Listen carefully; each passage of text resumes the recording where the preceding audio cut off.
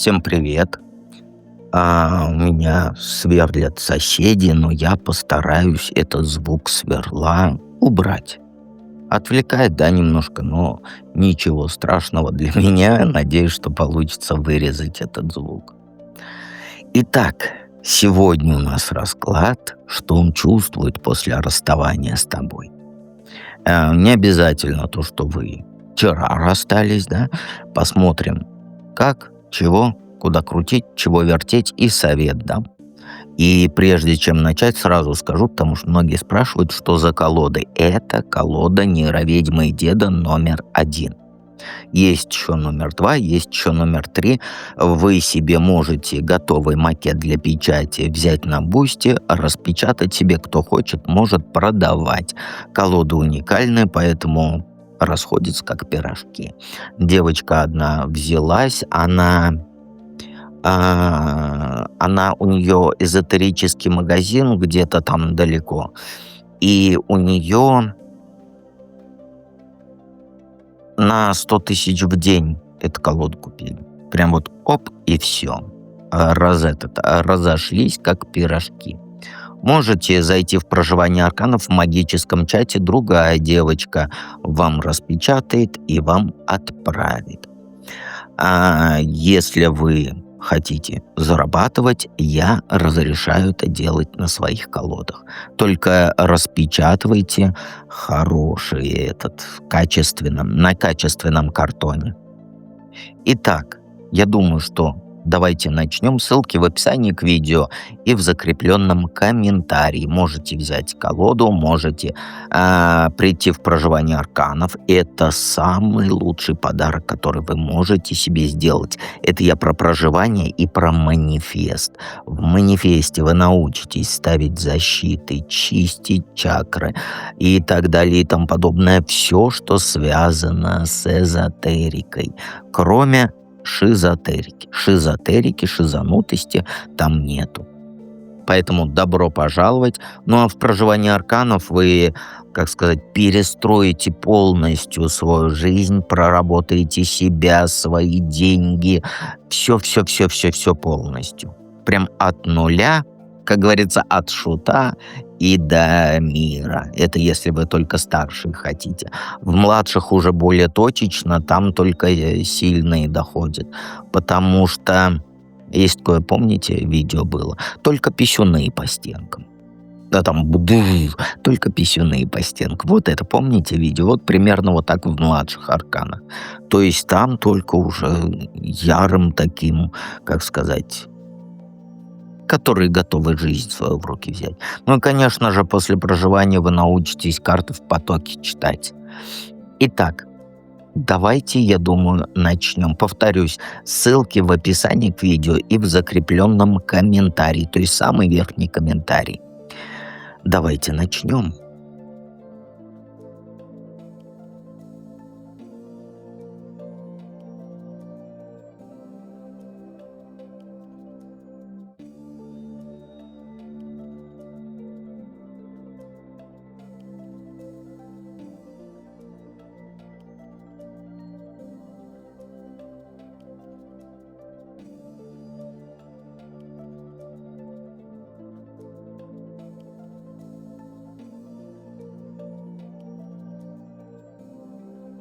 Итак, единички. Для сигнификации сначала посмотрим, почему вы с ним расстались. Ну, а расстались, потому что он устал обороняться и доказывать свою правоту постоянно тебе. Да, я знаю, что ты сейчас обидишься, но за лапшой на другие каналы. И я говорю так, как есть, без желания тебе понравиться. А он реально устал. Между вами не просто ссора была, нет, настоящая война позиций. Он прям чувствовал, что каждый день должен отстаивать там свои решения, объяснять поступки, защищаться от твоих претензий, от твоего ультразвука. Ему казалось, что ты постоянно его атакуешь. То работу критикуешь, то друзей не одобряешь, то образ жизни. И вот в какой-то момент он просто взял и решил, что хватит. Включил режим «я сам все решаю» и ушел. Не постепенно, не с долгими разговорами, а вот резко и окончательно ушел. Для него это был не побег, а вот взятие своей жизни в свои руки. Он устал чувствовать себя подсудимым в собственных отношениях. Ему просто надоело, что каждое его слово взвешивается, каждый поступок анализируется. И еще твое любимое было: «Да ты врешь постоянно». Вот так вот. Хотя, если тебе задать вопрос, что именно он соврал, ты ничего не ответишь, потому что нечего. Да просто он врун, и все, эфемерный врун. И понимаешь, расклад не для того, чтобы я тебе понравился. Я знаю, что от меня отпишутся много людей, как обычно, когда я вас начинаю хаять. Люди отписываются, идут там, где их по головке гладят. Но, увы, тут правда, тут не всем нравится. Понимаешь? И этот мужчина, он, когда принял решение уходить, он сделал это быстро и четко. Собрал вещи, сказал все и ушел. И для него это был способ вернуть себе свободу действий. По его мнению, отношения превратились в тюрьму, где он был заключенным, а ты надзирателем. И единственный выход был побег. Что он чувствует после расставания? Королем жизни себя чувствует. Вот серьезно. Я знаю, что тебе это неприятно, но я не буду перевирать карты. Ему сейчас кажется, что судьба наконец-то повернулась к нему лицом, и он попал в полосу везения.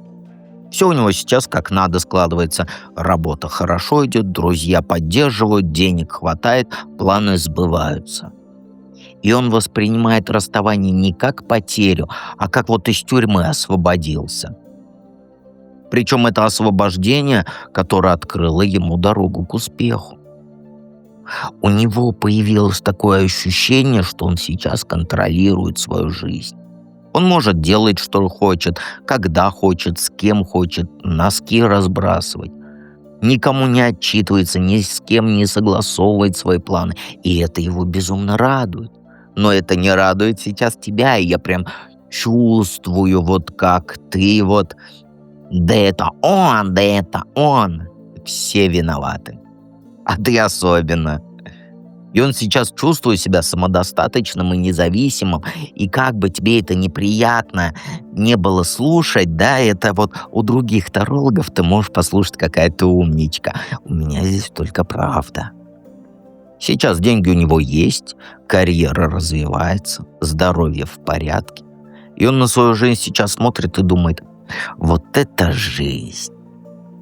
Ни грусти, ни сожаления у него нет. Наоборот, он судьбе благодарен за то, что все так сложилось. И знаешь, он иногда даже удивляется, как мог он так долго терпеть ограничения в отношениях. Он дает, ты берешь, и ничего в ответ. Ты хоть раз ему сказала, что он умничка у тебя. Мужчину не хвалишь, вот запомни, даже если это не твой расклад, мужчину не хвалишь, не восторгаешься им, уйдет. Если он хороший, я имею в виду. И сейчас ему кажется, что он слепым котенком был, а после расставания глазки прозрели. Сразу скажу, он не скучает, не грустит и не возвращаться не планирует. Ему хорошо одному. Какой совет? Принять тебе нужно жесткую правду, он не вернется. Перестань анализировать его поведение и ждать каких-то там эфемерных сигналов. Люблю это слово. Эфемерно. Он, знаешь, он принял окончательное решение и не колеблется вообще. Четкий план. Жизнь без тебя. И он его выполняет. Не трать время на попытки восстановить связь. Не пиши ему, не звони, встреч не ищи. Он воспринимает любые твои попытки как подтверждение правильности своего решения. Для него это доказательство того, что ты действительно была обузой, от которой он правильно избавился. Вместо этого сейчас сосредоточься на себе. Возьми пример с него, стань хозяйкой своей жизни. Перестань зависеть от его решения, от его настроения. У тебя все есть, чтобы построить свою собственную успешную историю. Приходи в проживание арканов и строй свою жизнь. И мужика другого найдешь, который будет под тебя. Потому что ты женщина, которой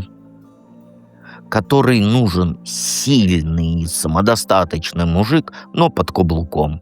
То есть несочетаемое, как сказать, невпихуемое, в общем. Понимаешь? Используй вот эту между вами ситуацию как толчок для собственного развития. Займись тем, на что раньше времени не хватало. Инвестируй в себя, в внешность, образование, карьеру. Только губы вот этой хренью всякой не накачивай. Покажи себе и миру, что ты можешь быть счастливой и успешной без него. Главное, действуй, не размышляй. Каждый день, который ты тратишь на мысли о нем, это день, украденный у твоего собственного счастья. Я не буду призывать подписаться на канал, потому что тут скорее наоборот отпишутся. Но извините меня, я не буду вам лапшу вешать на уши, что ты такая умничка, а он такой попользовался и убежал. Нет, здесь только правда. Итак, давайте перейдем ко второму варианту.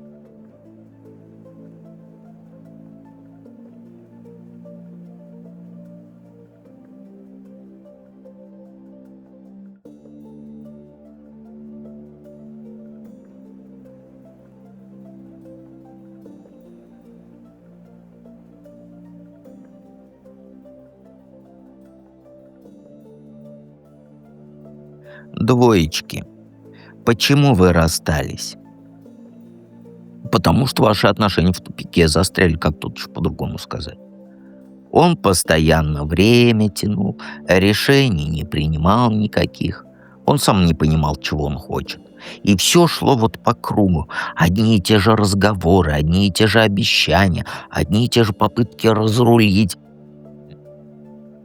Но дальше слов он не двигался. И ты просто устала ждать действий от него.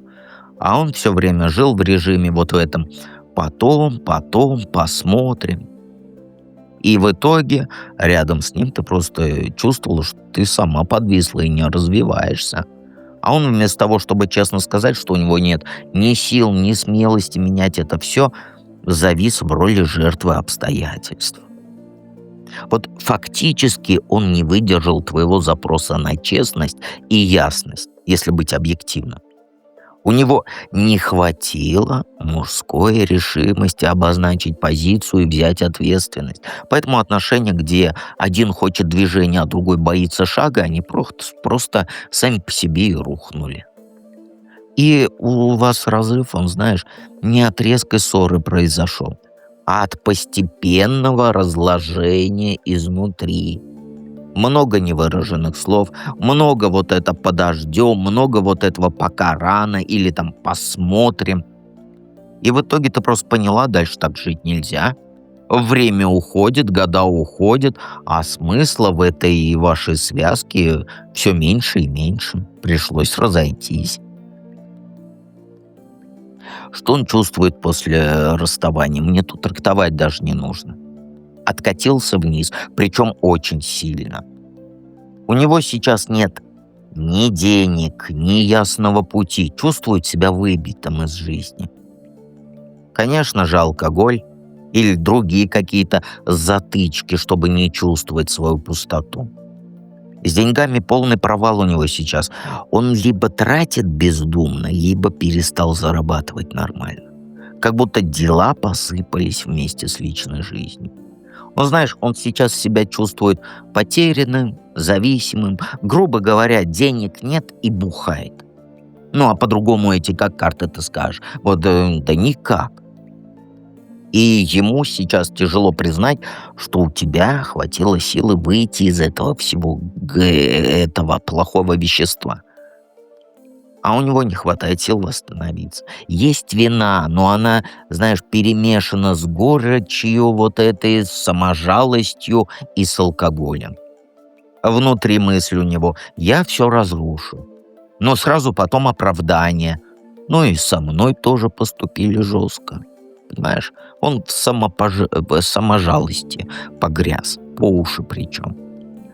Сейчас он больше не про действия, про самобичевание, он про бесконечные сожаления. Но дело в том, что вот именно вот эти сожаления он глушит бутылкой. Или уходом там в свои какие-то разрушительные привычки. Чувствует себя брошенным, бедненьким, и не столько в деньгах, да, сколько в душе, и никому не нужен. В общем, в жертву впал, как я по-другому тут скажу. Какой тебе совет? А тебе важно не жалеть его и не пытаться спасать, потому что ты у меня спасательница. Выкинь это плохое вещество из головы. Он сам выбрал путь через саморазрушение, и пока ничего менять он не готов. И карты прямо говорят, не удивляйся, если он еще объявится раз. А он будет цепляться за память вот об этом старом уютном доме, те времена, когда рядом с тобой у него было ощущение стабильности и все нежно, чинно, благородно. Он реально будет вспоминать тебя и идеализировать моменты прошлого. И это поможет ему временно вот на плаву держаться. Но еще раз повторяюсь, не обманывайся. Вспоминать и реально строить заново — это две разные вещи. И совет простой — оставь его в прошлом. Если он вернется, смотри не на слова, на реальность смотри. Сейчас он без денег, без дороги, без внутреннего стержня вот этого. А тебе нужны отношения, где ты не вытаскиваешь мужика здорового лба, а живешь на равных хотя бы. Понимаешь? Карты вот тебе говорят, твоя семья и твой дом, он еще впереди, в будущем. Там, где не будет борьбы с чужими вот этими дьяволами, демонами, а будет жизнь настоящая. Обязательно подпишись на канал, если ты еще не подписана, а то потеряешь меня среди вот этого всего. И перейдем к третьему варианту.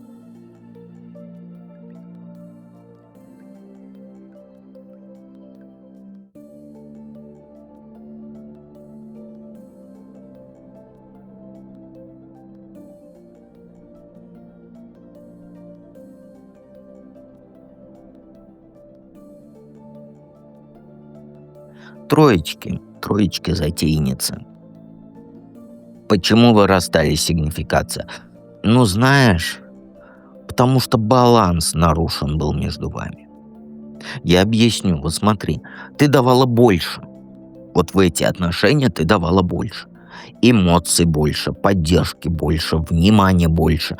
А он чаще брал, чем отдавал.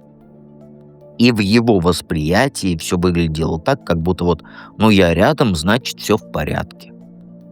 А у тебя, конечно же, ощущение копилось, что тебя просто используют, как вот батарейку используют. И в какой-то момент ты просто поняла, что отдачи не видишь, ответного движения ты не видишь, и это просто начало тебя сильно раздражать. А он же при этом в себя уходил. Он, знаешь, он как будто творческая такая личность. Уйду в себя, вернусь не скоро, но денег не заработаю. Ну, это я от себя уже сказал. Карты такого не показывают. Просто уходил в себя, и вместо того, чтобы сесть и поговорить с тобой, он, как говорится, молчал. С ним становилось тебе просто труднее обсуждать проблемы. Он выбирал тишину. И даже вот если ты требовала ответа честного, он все больше уходил в эту внутреннюю оборону. Да ты опять, да ты вот это, да мне это надоело. Поэтому между вами диалог просто перестал существовать. И ваш разрыв, он был более чем логичным. Ты просто ты просто зайка. Ты устала тащить это все. А он не смог перестать молчать и взять эту реальную ответственность не смог. И это не была там какая-то внезапная история. Это постепенно. Недосказанность, обиды, перевес в сторону твоих усилий. В итоге вы просто оказались в разных мирах. Ты хотела себе мужчину, а он хотел спокойного угла, и чтобы борщом кормили, и не трындели в ухо. Отсюда и разрыв. А что тут объяснять? Тут карты и сами ошарут. Что он чувствует после расставания? Ну, знаешь, он пытается выглядеть так, как будто жизнь своим чередом идет. Ничего не поменялось. Он ушел с головой в свои дела, старается показать и себе, и другим, что все хорошо, все нормально. То есть он сейчас что делает? Работает, бытовые вопросы какие-то решает, отвлекается на новые идеи. Но это, знаешь, больше похоже на бегство от своей внутренней пустоты, чем на какое-то нормальное развитие. У него, знаешь, ощущение, что он важное что-то потерял. Это вот, знаешь,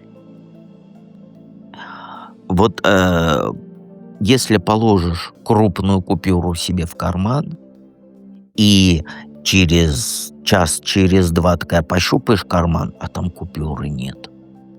И вот у него точно такой же, как будто косарь потерял, извини меня за выражение.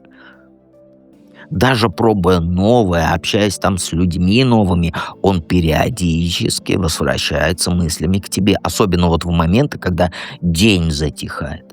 Тогда у него накатывает вот это чувство потери и вот, как сказать, мысли в голове. Я сам сломал то, что имело смысл. Примерно вот так. Он вину чувствует, но старается подавить ее своими там действиями какие-то. Внутри есть понимание, он не смог дать то, что нужно, он прятался вместо того, чтобы открыться, и это его гложет. Чувства у него не превратились в равнодушие, они превратились в жесткий внутренний урок. И он сейчас себя человеком ощущает, который, как сказать, не сумел принять тебя, которая давала больше. Вот как сказать-то? Ну, то есть он сейчас только осознал, что ты давала больше, чем он сумел принять. И вот это его внутренняя боль. Что он просто не понял ценности твоей вовремя. Какой совет? А тут прямой совет. Тебя пытались сломать своей пассивностью, но ты выстояла. Вот и все. Да, больно было ощущение предательства, усталости, но важно, что ты вышла из этого сильнее. Поэтому совет просто, вот не возвращайся к этим мыслям в режиме типа «а может быть он там это». Это однозначно финал с ним. И сейчас для тебя, знаешь, главный шаг — это использовать свою силу не для борьбы, а для движения вперед. Перестань сравнивать, чего-то там анализировать, проверять его реакции, а ты это делаешь. Все, что нужно было понять про него и про эти отношения, ты уже поняла, признай это. Эта история завершена, и ее не нужно оживлять. Боль будет возвращаться, но воспринимай ее как сигнал, что ты научилась держаться и вставать, даже тогда, когда вот кажется, что все потеряно. Теперь твой путь, он в ту сторону, где твоя энергия не уходит в пустоту, а возвращается. Ты даешь, тебе дают. Одинаково. И никогда не соглашайся на меньший баланс. Следующие отношения твои, они должны быть равными, иначе это будет шаг назад. И в тебе уже есть сила, которая не даст тебе повторить прошлое, если, конечно, ты с головой дружишь. А ты дружишь с головой. Ты теперь сама держишь контроль. Ну, а я всегда рядом.